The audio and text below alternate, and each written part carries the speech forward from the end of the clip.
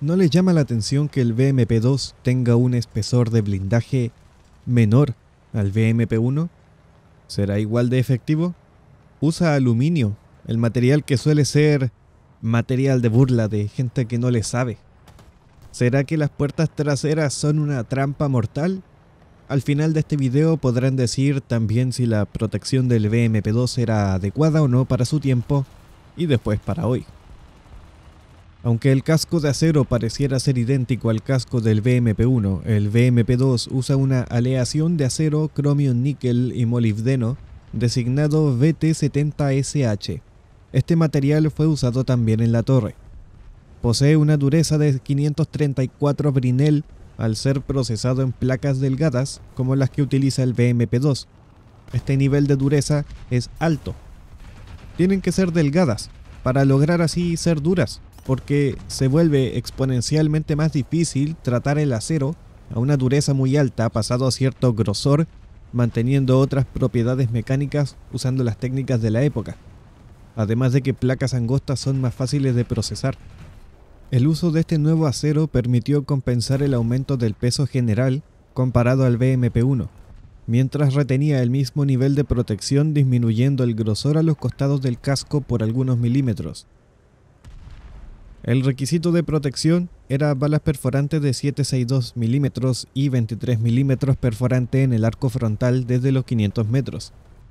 El arco frontal de 120 grados debía volverlo inmune a calibre .50. El frente del casco se divide en dos partes. El glacis inferior no es realmente interesante, pero el glacis superior tiene un peculiar panel de acceso al motor hecho de aluminio. Este aluminio es el mismo aluminio usado en el BMP-1 y en el 2 de la VDV. Cuenta con una dureza de 145 Brinell y es un poco mejor al aluminio 5083 del M113. Pero además de la sorpresa de utilizar aluminio en un casco predominantemente de acero, la característica más interesante del panel de acceso son las 7 costillas. Cuando las miramos de frente, forman una especie de muralla virtual. Estas costillas son un componente crucial en la protección y sin incrementar tanto la masa del panel. La investigación de este tipo de blindaje fue hecho en paralelo a lo que hicieron los suecos cuando lo aplicaron en su Stridsvagn 103, el tanque S. A mucha oblicuidad, importa más prevenir el fallo de la superficie interna. En tal situación, conviene usar titanio o aluminio, permitiendo el uso de una placa de mayor grosor en comparación al acero. Estas costillas funcionaban de forma muy simple. Existe una alta probabilidad de que una bala choque con una costilla. Esto la va a tambalear, la va a romper o le va a quitar energía, provocando que quizás rebote o choque eventualmente con una segunda costilla, siendo ya inútil en su capacidad perforante. Cada costilla mide 25 milímetros de altura, 12 milímetros de grosor y se separan 200 milímetros entre cada una. No son exactamente verticales, sino que van perpendiculares al panel. Pueden ver en esta foto que la geometría no es tan simple como uno pensaría. Detrás de cada costilla se adelgaza en grosor y gradualmente vuelve al grosor original a medida que se acerca a la siguiente costilla. La parte más delgada mide 10 milímetros y la más gruesa 15,5 milímetros. El glacis inferior es la parte más fuerte del BMP.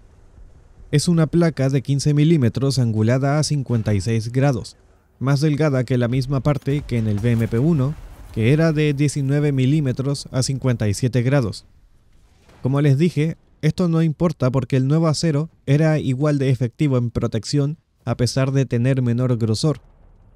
En términos prácticos, es similar a los 32 milímetros a 24 grados del glacis inferior del Marder, al ser atacado por armas pequeñas y cañones automáticos.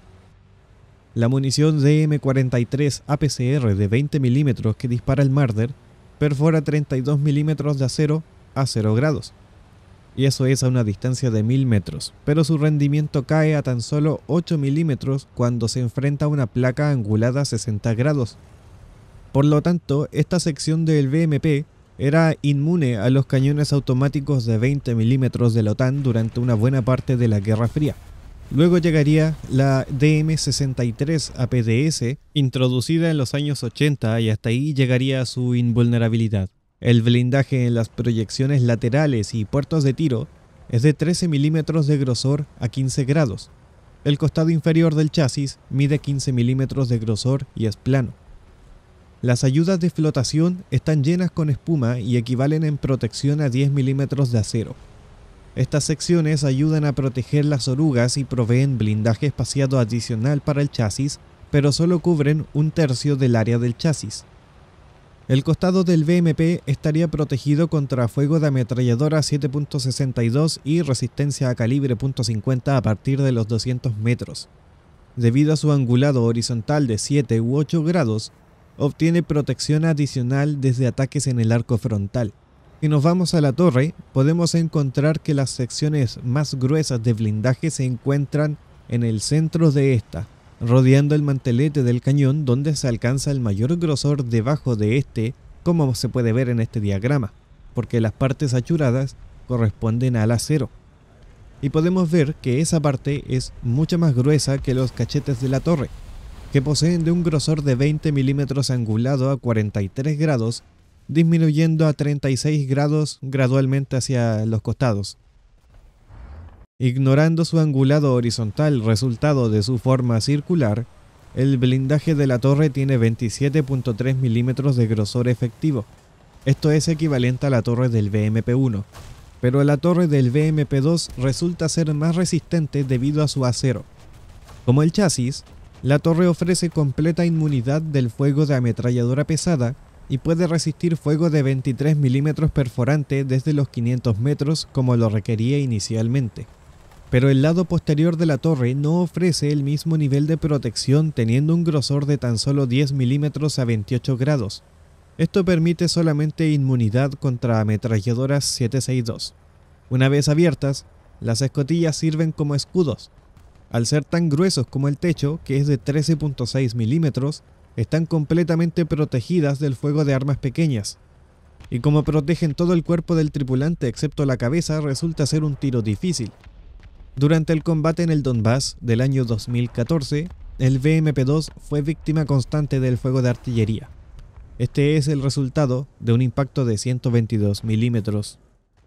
Y seguramente han escuchado mucho acerca de las puertas con combustible, y cómo son una supuesta muerte asegurada para la tripulación. Contrario al folclore, las puertas estaban lejos de ser un peligro para la tripulación. La evidencia indica que se metió más masa cerebral al diseño de estas puertas de lo que se piensa.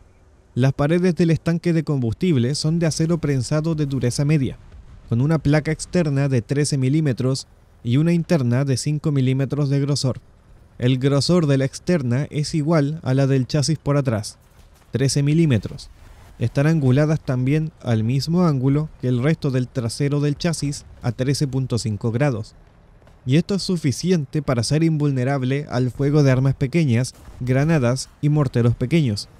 Tomando en cuenta el combustible y la placa interna, queda claro que la protección balística ofrecida puede ser incluso mejor que el lateral del vehículo. También está el mito de que se pueden incendiar si son golpeados por munición incendiaria. El problema con esta situación es que la munición incendiaria de calibre 7.62 es súper rara, igual que 5.56, y en ningún caso podría perforar la puerta. Incluso la perforante incendiaria .50 es rara comparada a la estándar bola APM-2. En el evento de una perforación de una bala incendiaria, el elemento incendiario solo quemaría el combustible detrás de la pared exterior, porque para quemarse, el combustible necesita oxidarse, y la única fuente de oxígeno sería el aire alrededor del agujero de entrada, dado que el combustible se derramaría desde el agujero hacia afuera. Sin embargo, en tal caso, el tanque entero está seguro de la ignición. El combustible sencillamente se derramaría por los agujeros. Si la pared interior también se perforara, tampoco se incendiaría por una falta de calor. Esto es porque la explosión incendiaria realmente ocurre al otro lado del tanque de combustible, por donde entró, y no sería capaz de ingresar al lado interno del tanque de combustible. Entonces, si el combustible solamente puede ser quemado fuera del estanque, ¿Qué pasa con las perforantes de acero que vuelan recto perforando a través del tanque? Los fluidos, incluido el diésel, son muy capaces de ralentizar o incluso derrotar un proyectil balístico con suficiente volumen. No es difícil imaginar que con tales propiedades, más 18 milímetros de acero, pueda resistir una bala perforante de armas pequeñas. Lo mismo con las esquirlas de artillería. Las partes de la puerta que están cortadas para disparar desde adentro no contienen combustible, pero se compensa con una capa adicional de blindaje soldado por encima, como se puede ver claramente en esta foto. Estos aplicados son de 6 a 8 milímetros de grosor, por lo tanto esta zona tendría entre 24 y 26 milímetros de grosor con una protección incrementada por la curvatura. Con toda esta información es fácil ver cómo los diseñadores se enfrentaron a la tarea de incrementar la protección sin incrementar el peso, un aspecto clave de un vehículo anfibio. La única amenaza creíble en el contexto del rol del BMP-2 sería una ametralladora pesada disparando munición perforante desde la retaguardia a corta distancia, pero una situación como esa no sería la norma. También se podían llenar con agua, o con arena, o con tierra. Las puertas contenían un total de 122 litros de un total vehicular de 460, por lo tanto no eran indispensables. Entonces, al llenarlas con otra cosa se incrementaba su resistencia y se nulificaba la chance de fuegos. Históricamente se han utilizado sacos de arena para detener proyectiles. Es sabido que 140 milímetros de arena pueden detener munición 7.62 x 51, mientras que una bala de calibre .50 puede penetrar 355 milímetros de arena a 200 metros o 150 milímetros de arena a 1500 metros. Si pescamos entre 172 a 275 milímetros de arena, tomando en cuenta la dimensión superior e inferior de la puerta, y le sumamos 13 y 5 milímetros de acero, podemos estimar una buena probabilidad de resistir balas perforantes .50 incluso a corta distancia.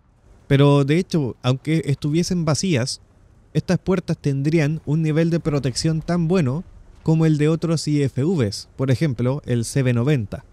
En conclusión, hay mucha evidencia que indica que el blindaje del BMP-2 estaba lejos de ser de papel, aunque es verdad que el contemporáneo Bradley tenía un blindaje ampliamente superior con la configuración de doble espaciado de acero de alta dureza por encima de un par de pulgadas de aluminio. Es necesario poner contexto antes de una comparación directa.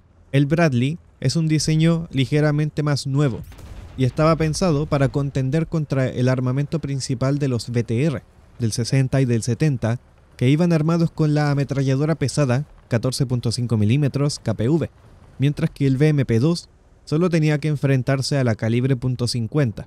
En términos prácticos, el blindaje lateral del BMP-2 era levemente más débil al del Bradley, mientras que en protección frontal eran muy similares, siendo de hecho el BMP-2 un poco superior.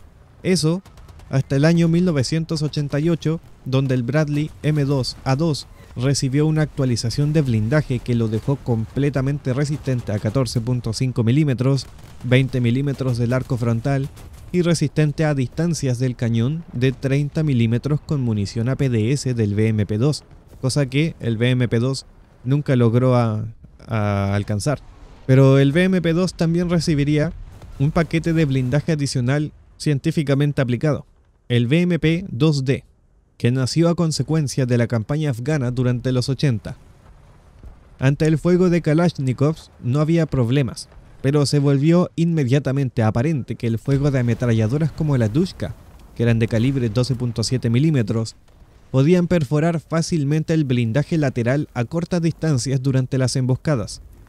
Fue así que el BMP-2D, conocido como BMP afgano, fue creado. Introdujo una matriz de placas espaciadas montada sobre el lateral del chasis y una falda de acero colgando de las proyecciones laterales sobre las orugas para proteger la porción inferior de este. Pero solo la colocaron en el costado del chasis, además de reforzar el piso. Nunca fue en el frente. ¿Por qué? Porque los reportes de combate mostraban datos que indicaban que el enemigo nunca apuntaba al frente del vehículo.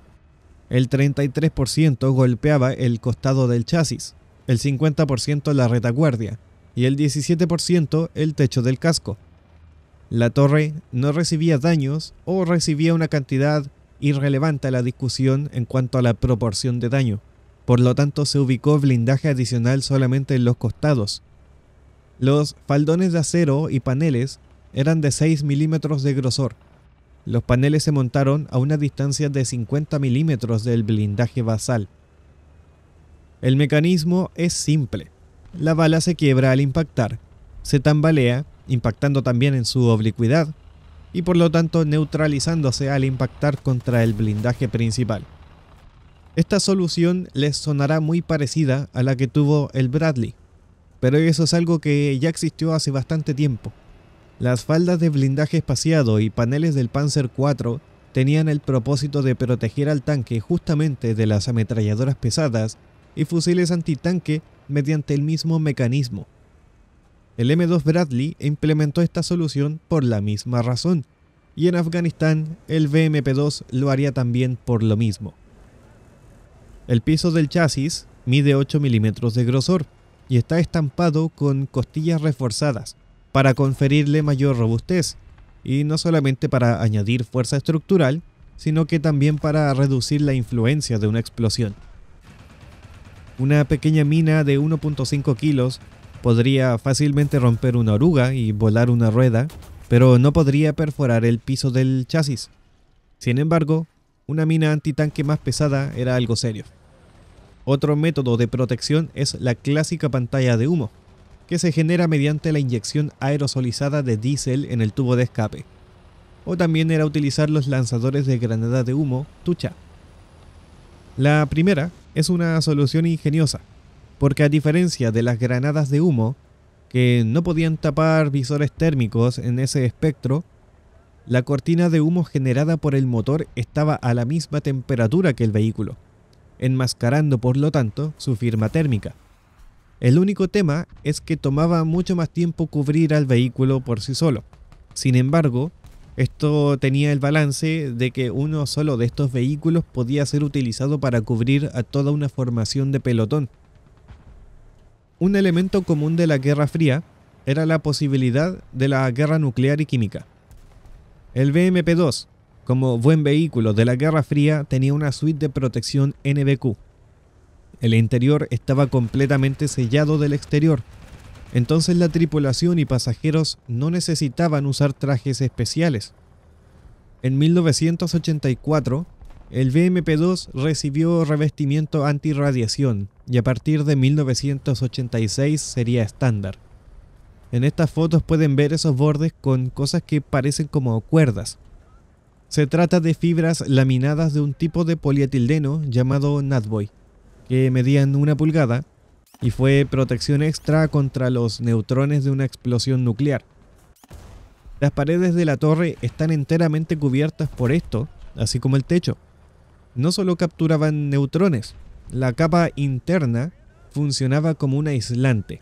Esto es bastante útil si el vehículo era recubierto en fuego, como por ejemplo con napalm o con molotovs.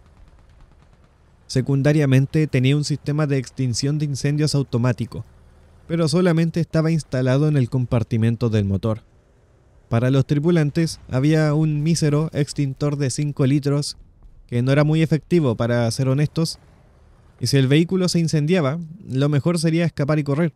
Cualquier fuego podría escalar a un incendio importante debido al estanque de combustible central.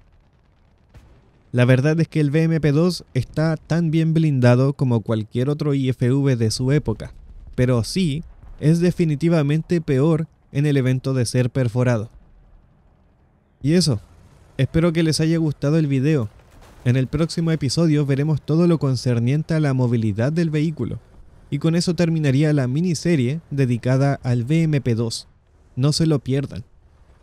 Agradezco a los miembros de YouTube y Patreon que obtienen este contenido anticipadamente. Y por supuesto a todo espectador que haya llegado hasta el final. Y con eso me despido. Nos vemos en el próximo video.